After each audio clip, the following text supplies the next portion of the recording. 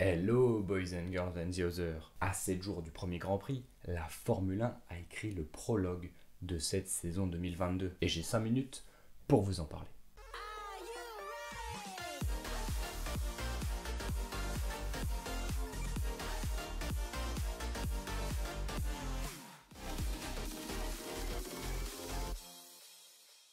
La grosse question sur laquelle nous nous étions arrêtés lors des checkdowns de Barcelone était la place de Nikita Mazepin en Formule 1. Est-ce qu'il allait réussir à conserver son baquet? Eh bien la réponse est non. Haas a décidé de rompre son contrat avec le pilote russe. Alors beaucoup de noms ont circulé pour remplacer le pilote russe et un nom est sorti du chapeau au dernier moment et a raflé la mise. Il s'agit de Kevin Magnussen. Il avait piloté chez Haas de 2017 à 2020, revient en Formule 1 pour essayer de sauver un peu le navire Haas qui est vraiment en train de couler. Je suis assez curieux de l'association Haas-Magnussen qu'on retrouve à nouveau et je suis surtout très curieux de voir Mick Schumacher avoir enfin un pilote de référence, mais malgré ce changement, les problèmes pour Haas ne s'arrêtent pas. En effet, avant d'arriver aux essais hivernaux de Bahreïn, leur avion a été bloqué en Turquie, ce qui fait que toutes les pièces de la voiture étaient en Turquie. La FIA, dans un geste de grande classe, a autorisé Haas à rouler 1 heure de plus le vendredi et 2 heures de plus le samedi. Comme je vous le disais la dernière fois, les temps autour ne sont pas très importants, mais on va quand même s'y intéresser un petit peu. Alors le premier jour, Cocorico, Pierre Gasly a réalisé le meilleur temps, mais attention, il était en pneus C5 qui sont les pneus les plus tendres et il n'a mis que 4 dixièmes à Sainz qui lui était en pneus C3, des pneus bien plus dur. Alors le deuxième jour, Haas a réussi à avoir une bonne publicité puisqu'ils se sont retrouvés en haut de la feuille des temps. Kevin Magnussen a réalisé le meilleur temps en C4 devant Carlos Sainz, encore la Ferrari présente aux avant-postes. Et enfin, pour clôturer ses essais, qui d'autre que le champion du monde en titre pour réaliser le meilleur temps absolu des essais devant, petite surprise, Mick Schumacher qui continue de faire de la publicité pour l'écurie Haas. Et maintenant qu'on a parlé des temps autour, on va pouvoir parler plus de la fiabilité des voitures. L'écurie qui a le mieux travaillé lors de ses essais à Bahreïn est Mercedes, ayant réalisé 383 tours. La deuxième écurie, c'est l'écurie de Pierre Gasly, Alpha Tauri avec 369 tours. Et pour clôturer ce podium, on trouve Ferrari avec 348 tours. Ferrari est toujours dans le coup. L'équipe avec le moins de roulage était celle qui était 3e à Barcelone. C'est McLaren,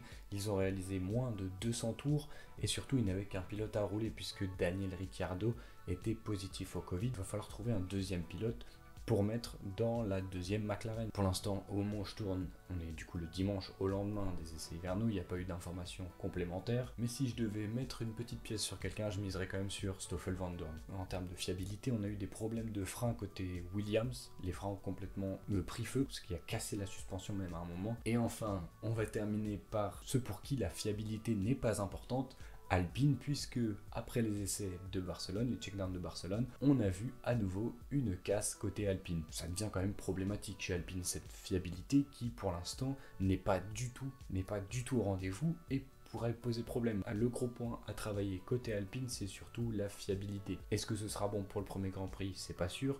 Il y a un deuxième Grand Prix qui s'enchaîne directement après en Arabie Saoudite. C'est pas sûr que ce soit réparé. Donc c'est déjà au moins 2 courses dans la saison qui sont perdues. Et 2 courses, même si la saison est longue, ça peut être très important pour le championnat en fin de saison. Et puis on arrive au dernier point que je voulais aborder avec vous concernant les effets hivernaux. C'est les petites améliorations par-ci par-là. On a surtout eu des améliorations au niveau des pontons. Et principalement chez Mercedes. Avant d'arriver à Bahreïn, on avait une rumeur qui disait que la Mercedes avait trouvé un petit truc en plus permettant à la voiture de gagner 1 seconde au tour sur certains circuits. On pensait qu'au début ça pouvait être du bluff puisqu'on n'avait aucune preuve de ça et lorsque l'écurie allemande est arrivée sur le circuit, elle n'avait plus de pontons quasiment.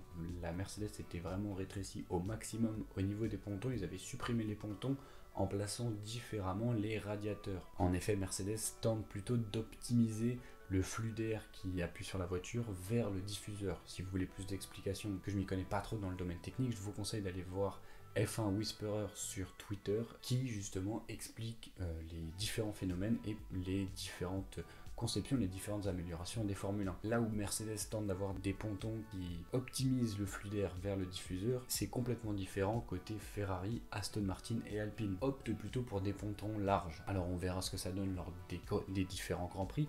Est-ce que vraiment Mercedes va gagner une seconde au tour? En tout cas, lors de ces essais, les rumeurs qui ressortaient, c'était plutôt que l'amélioration n'était pas si convaincante que ça. Est-ce que ça marchera? Peut-être sur quelques circuits, comme les rumeurs le prétendent, peut-être que justement ils gagneront quelques dixièmes sur quelques circuits.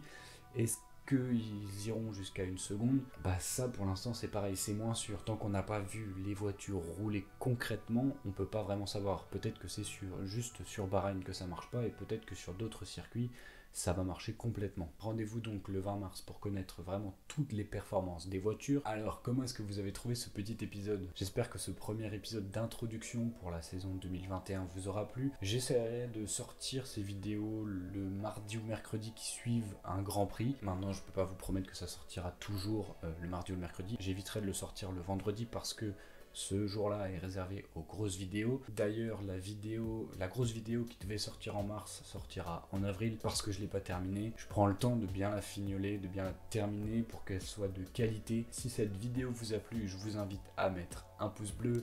Pensez à vous abonner et activer la cloche pour ne pas louper les autres épisodes de la saison 2022. Le prochain épisode parlera du premier Grand Prix de la saison qui aura lieu le 20 mars. D'ailleurs, à la suite de ces essais hivernaux, n'hésitez pas à me noter en commentaire le nom du pilote que vous voyez bien réaliser la pole position. Tiens, par exemple, à Bahreïn pour le premier Grand Prix de la saison. Et vous pouvez aussi inscrire le nom du premier vainqueur de cette saison. Ça va pas être facile tant qu'on n'a pas vu toutes les performances. Je vous souhaite bon courage pour me donner le résultat juste. N'hésitez pas à me rejoindre sur les réseaux sociaux, que ce soit Instagram, Twitter, TikTok. De mon côté, il ne me reste plus qu'à vous souhaiter de passer une bonne semaine de course, puisque nous aurons une course la semaine prochaine. À droite et à gauche, vous trouverez d'autres vidéos à voir ou à revoir. Et moi, je vous dis au revoir et à la prochaine.